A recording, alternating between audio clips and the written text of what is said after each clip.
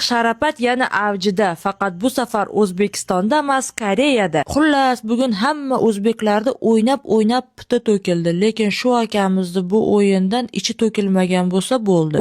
Bu bo'ldi. Shohruxxonni dushmanlari Koreyadagi konsertini ko'rib kuyib o'ldi. Sababi shu darajada ko'p o'zbeklar yig'ilgandiki, hattoki Shohruxxonni o'zi hayron qoldi. Ayni tog'a nagli Shohruxxonni qo'lini ushlab, aka Koreyada qoling, iltan naqd 250 dan arbat ish bor deyordi. Lekin hamma mazza qilardi. Ha, конечно, konsert tekinga bo'lgandan keyin ko'rdingmi, tekin uraver sekin bo'ldi-da. Shohruxxonni bunchalar zo'rsan degan ashlasini eshitib, mana shaytonvachchalar ham o'yinga tushvordi. Xullas, bu bayramning nomi parad, tarjimasini aytaman, nima qilsang qil, lekin hammani o'zingga qarat degan festival bo'lyapti. O'zbekiston shu yerda qatnashyapti.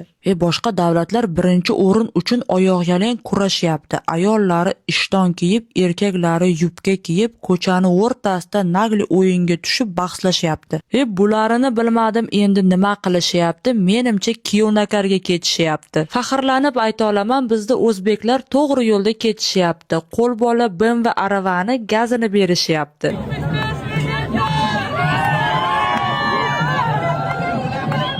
Xullas, bayram dahshat bo'ldi. Kelganlar hayratda, kelmaganlar arasatda qoldi. Sog' bo'linglar, battar bo'linglar. Hech kimga bermaymiz seni, O'zbekiston.